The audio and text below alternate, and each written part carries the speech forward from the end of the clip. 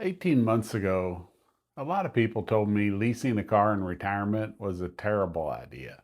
Well, I'm back with an update to tell you how it actually worked out. About a year and a half ago, I made a video explaining why I decided to lease instead of buy. Some viewers agreed with me, others thought I was making a huge mistake. Now that I've lived with this decision for 18 months, I want to answer one simple question. Would I still make the same decision today? Yes, absolutely. Let me explain why. First, let's look at the numbers. My lease is for 36 months. I put $380 down and my monthly payment is $454. The lease allows me to drive 10,000 miles a year. So after a year and a half, I should have around 15,000 miles on the car. Instead, I've only driven about 12,500 miles. That means I'm about 2,500 miles under where I need to be. One of the biggest concerns people had was the mileage limits. At least for me, that hasn't been an issue at all.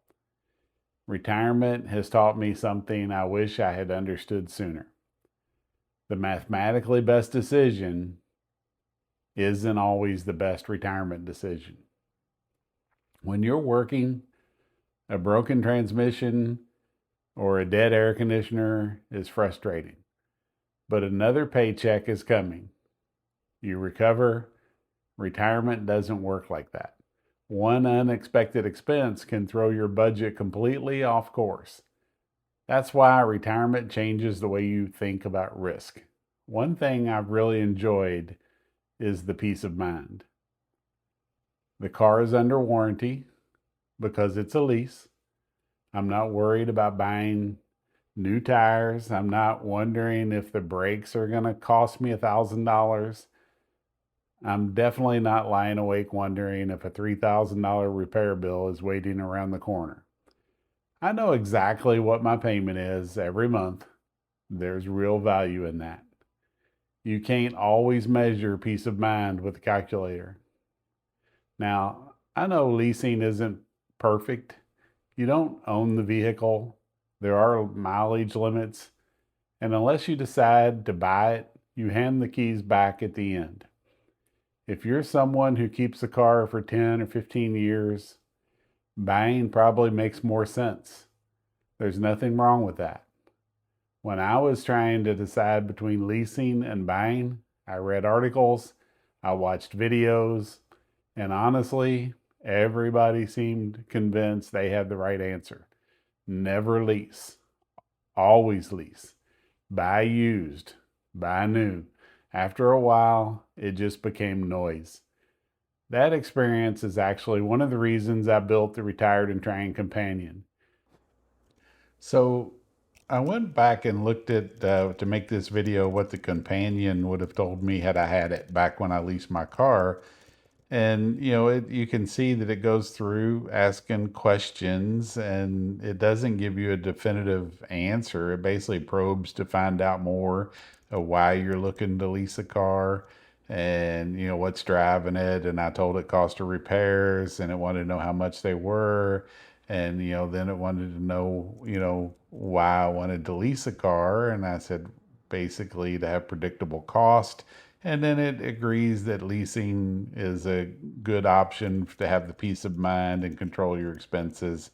So this is just an example of what you can use the companion for. You can ask it any question, but this is what it told me on the leasing. You can pause and look at the answers, but it's a very handy tool and I would encourage everybody to give it a try. That's exactly how I wanted the companion to work. Not by making decisions for people, but by helping them think through the trade-offs. Retirement isn't a one-size-fits-all. The right answer depends on your finances, your lifestyle, and what helps you sleep at night. My own history is a little messy. I sold my previous car, then bought another one later, and then that debt eventually became part of my home equity loan.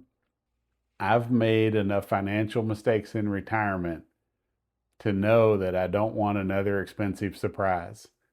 Leasing wasn't about finding the absolute cheapest way to drive. It was about reducing uncertainty. So, has anything changed after 18 months? No, not really. If I had to make the decision again today, I'd still lease.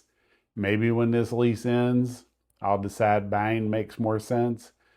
I'll make that decision when the time comes.